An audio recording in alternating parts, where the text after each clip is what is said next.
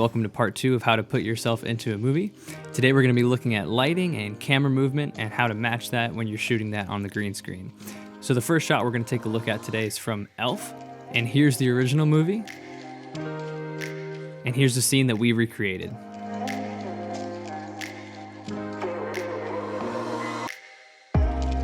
So let's go ahead and break this down. So we'll start by looking at the subject. So as you can see here, Will Ferrell's right in the middle of the screen. Just generalizing here, we can tell that the lighting is coming from frame right. And the reason we can tell this is because we can see that Will Ferrell's left side is brighter than his right side is. So we can see that the lighting is coming from some source that's to his left.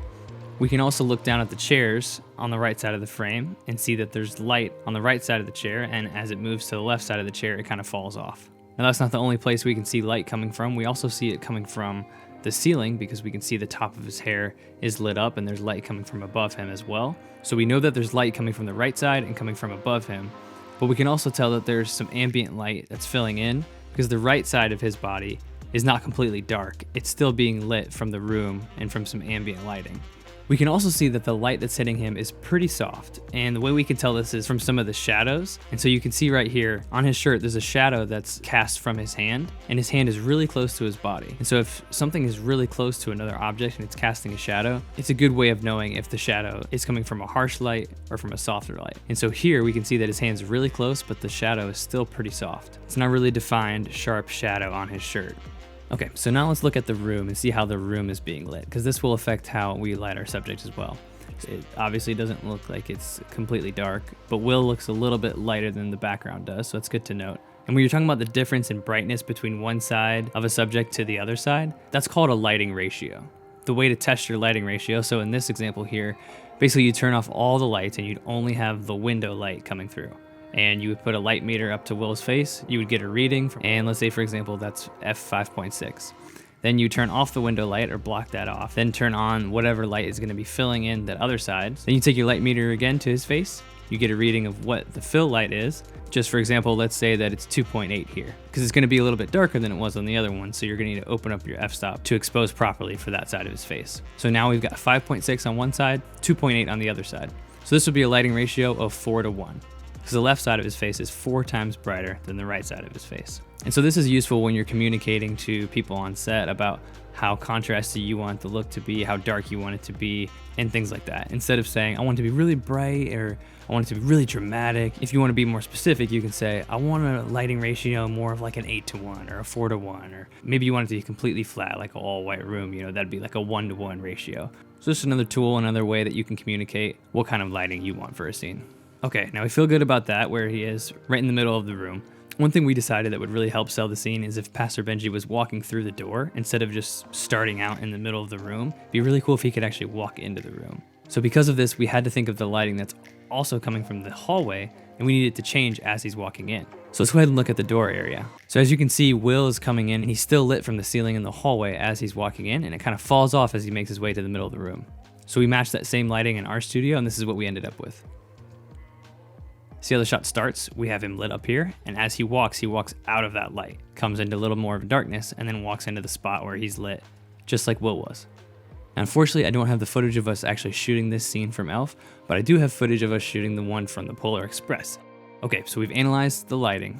Before we get to shooting though, I just want to touch on some fundamentals of working with the green screen. So the basic idea of green screen is you put up some kind of material behind your actor that's green. You bring that into the computer, you choose the green color, the green goes away. Now you can put whatever you want behind your actor. So some things to look out for to make sure that that process is as smooth as it possibly can be. So you want the green backdrop to be as evenly lit as possible. So you don't want bright spots here and dark spots over here, because that's going to cause a lot of issues and a lot of cleanup that you're going to have to do in post-production. And then of course you want to make sure that your green is covering anywhere your subject might be going or where their hands might be.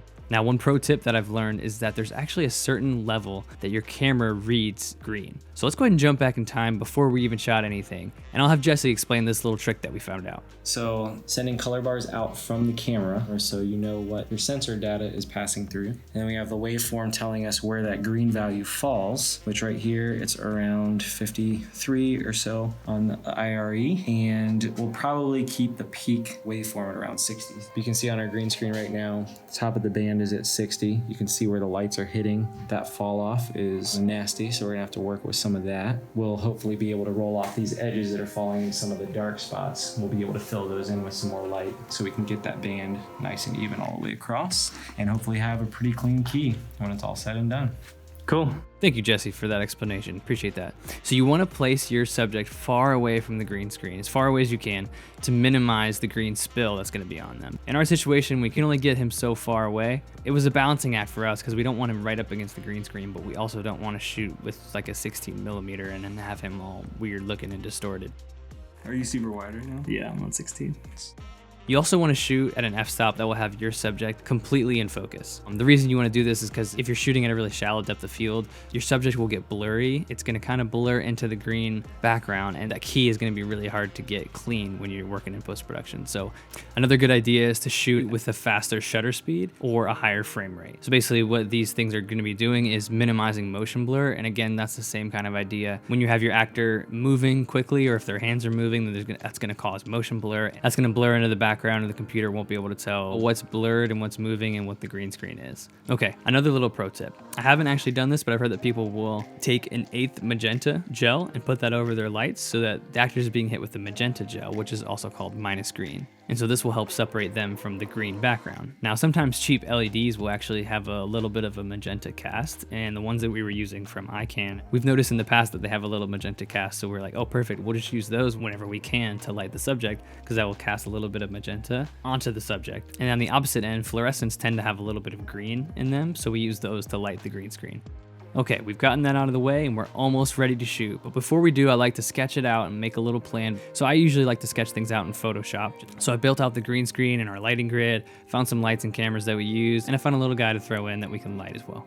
So the main light that's hitting the front of our subject's face is this little light right here. I used the flow light that was already hanging up on our lighting grid, so it was in a perfect spot for us. So diffused that a little bit and pointed that down where I needed it to go. And then to add that soft light that's coming in from frame right, I used the Kino with the half CTB gel on it, then added a little softbox coming from the left, just a little bit of fill, so it wasn't dark, because I knew our studio was going to be a little dark in that area. On the top, I used an Arri 750 shooting through an 8x8 silk to get a really soft light coming from the top, but a really strong light as well.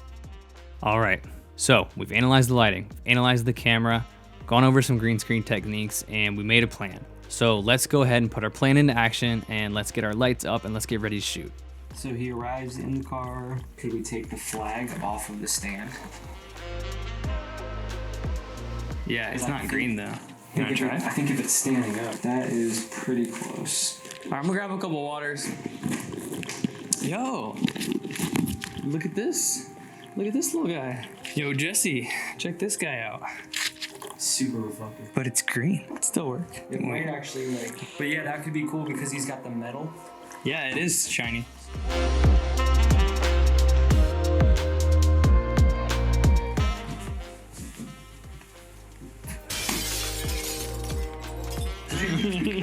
No! Yeah, let me see. What happened? I tried a new move to jump over out of the spaceship. I got boo-boo. You gotta come get this. Did that just happen too? Yes. Yes. You got both This legs? thing is rough. Oh my god. That's a freaking double move. He might hit it. Dang, bro. You're funny with your camera. He goes, is that what happened? Oh. It's good stuff, man. So after finishing lighting that, shooting that scene, here's what the final result looked like.